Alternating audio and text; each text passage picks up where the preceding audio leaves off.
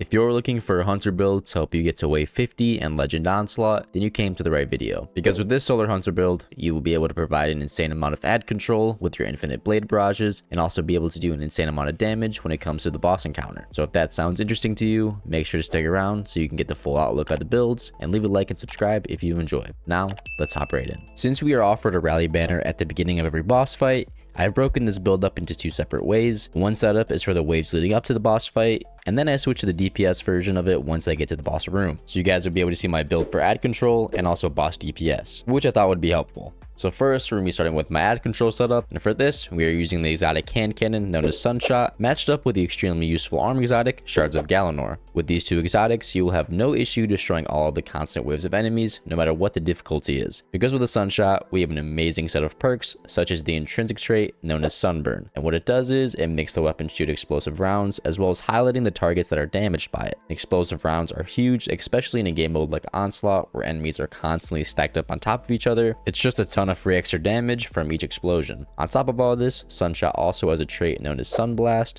which is very overpowered. Targets defeated with Sunshot explode in solar energy, scorching other nearby targets. And as you can see from the background footage, this trait makes the weapon absolutely disgusting when it comes to ad clear, and is why I chose to use it. Now looking at the exotic armor piece, we have the Shards of Galanor, which has been so much fun since it's been buffed. Its intrinsic trait is known as Sharp Edges. Throwing knife final blows decrease the cooldown of your super. Hits and final blows with Blade Barrage will return super energy after the super ends. Well, this exotic is great because the amount of super energy we get if we hit a target or a group of enemies with a good portion of our Blade Barrage, we will be returned up to 50% of our super, which is insane. This means we will be able to constantly use our Blade Barrage when rounds get too stressful to clear the area and do big damage to the knights, tormentors, and ogres that try to mess with us or our objective. Well, those are the exotics I'm using in the crowd control portion of the build. Now let's hop into the subclass as well. First, jumping into the aspects, the first one I'm using is known as Knock 'em Down. Your solar supers are enhanced. Deadshot Golden Gun has damage resistance, Marksman Golden Gun has increased duration, and Blade Barrage launches more projectiles. And while you're Radiant, final blows with your equipped throwing knife fully refund your melee energy. So a great aspect because it helps our Blade Barrage do more damage, and being able to constantly get our throwing knives back while Radiant is great. And then for the second aspect, we have Gunpowder Gamble. Defeat targets with solar abilities, solar debuffs, or solar weapons to charge up an improvised solar explosion. And when you throw the explosion and shoot it in midair, it causes an ignition, which is huge and does a crazy amount of damage. So this matched up with Sunshot is going to allow you to ignite every target in sight. But that's all for the aspects. Now moving on to the abilities. Starting with my grenade, I love to use Incendiary Grenade just because of how much Scorch it provides to targets, but you can really use any grenade you want. And then for the melee, I like to run Knife Trick, but I also like to use Proximity Knife and Weighted Throwing Knife as well. And then Gambler's Dodge, because dodging near an enemy will fully recharge my melee. So getting a free set of knives every time we dodge near an enemy, which is basically going to be all the time because there's so many enemies in Onslaught. It's just some free extra damage and helps us add to the chaos. That's all for the abilities. Now moving on to the fragments, which really make this build super fun. Starting with the first one, we have Ember of Torches.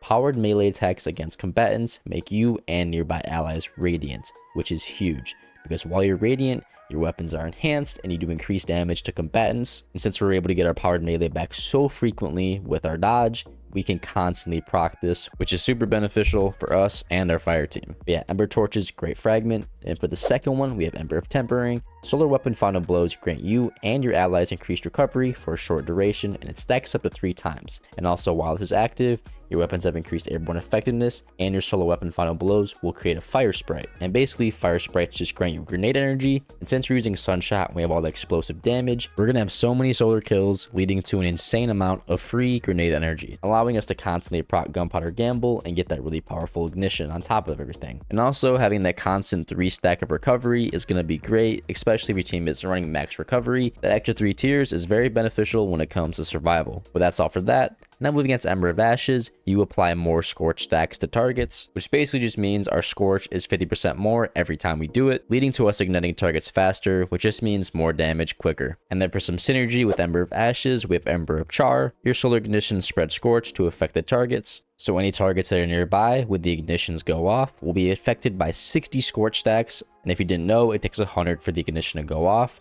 It's 60 because Ember of Ashes adds an extra 20. It's normally 40, but with the 60, you're basically getting them more than halfway to being ignited just by killing their target with ignition, which can lead to a chain of ignitions, which is great for ad clear. So yeah, a great set of fragments, and that's all I have for the subclass. Now I'll top back into my setup. I can show you guys my stats and what the whole rest of my build looks like. Of course, we have our Sunshot matched up with the nice fusion rifle, the Deliverance with Demolitionist and Chill Clip, matched up with a good rocket launcher. And then a quick note before we go into my stats, there's a lot of artifact perks that you need to have, such as Revitalizing Blast, causing damage with a solar ability, weakens champions and bosses for a short duration, which will allow you to stun anti-barrier champions, which is huge, along with Heart of the Flame, casting your solar super grants nearby allies Radiant and increases the damage of your super for each nearby ally. Radiant causes solar weapons to apply Scorch to unscorched targets, so another great perk. And then lastly, Flint Striker, rapid solar weapon precision hits, and rapid solar weapon final blows will also grant you radiance. So you're gonna have no problem being radiant with this build,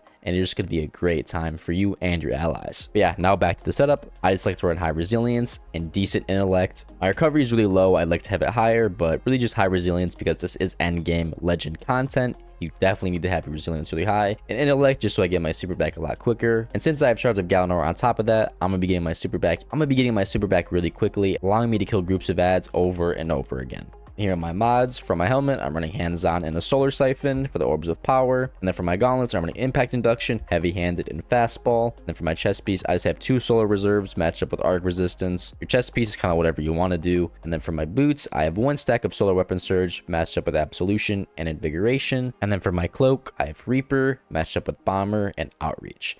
Those are all for my mods. You can screenshot here if you want to copy them. But yeah, that's all I have for the ad clear portion of this build. This is super crazy, as you can see from the background footage. I go to pretty high rounds with this build, and it never struggles to impress me. It does insanely well. But now I want to hop into the DPS side of things so you guys can see that as well. This is the build I always switch to right before the boss fight so I can do the most damage possible. The only difference is I take off Shards of Galanor and I throw on Celestial Nighthawk. I just like to use Celestial Nighthawk because it's a lot easier, I feel like, to shoot the one shot, because what Celestial Nighthawk does is it modifies Golden Gun to fire a single high damage shot, so you can quickly get that off at the beginning of the fight and just focus on using your heavy and special for the rest of it. But Blade Barrage is definitely a great option, especially if you match it up with Star Eater scales. They do about the same damage. Then I take out the Sunshot, I throw in a nice fusion rifle, and then for my heavy, I choose to use Dragon's Breath, because what it does is, with its composite propellant trait, rockets embed themselves in stuck enemies and periodically inject incendiary fuel that inflicts Scorch. The longer this weapon goes without firing, the more fuel the next rocket contains. So it's a very interesting one and does a lot of Scorch damage. I just think it's a very nice rocket launcher to throw on, especially if you're the only one using it on your fire team. It's definitely a great option. You can use this, you can use Galahorns, Leviathan's Breath is really good. But I've personally been having a lot of fun with Dragon's Breath, and I see big numbers with it. And then jumping to the subclass, it's really not that much different. But instead for the aspects, I choose to use On Your Mark instead of Gunpowder Gamble, just basically because it gives me an extra fragment slot, which is nice. And I throw a Marksman Golden Gun to go with the Celestial Nighthawk. And then for the fragments, I once again have Ember of Torches, Ember of Tempering, and Ember of Ashes. The only 2 new ones I have are Ember of Mercy. When you revive an ally, you and your other nearby allies gain restoration, and picking up a fire sprite also grants restoration. I basically just took this because, if your teammates are dying a lot, getting restoration after reviving them is just a nice little buff. And then Ember of Solace, because radiant restoration effects applied to you will have an increased duration, which is just nice, especially because you're going to be focusing a lot on the boss rather than the ads, so you're not really going to be getting radiant as much as you would in your ad clear situation. So having an extra time on that is always good. But yeah, that's how that changes when it comes to the DPS side of the subclass. You can obviously mix these out a little bit if you really don't think they're useful, but this is the way I like to run it, and I've seen great success with it.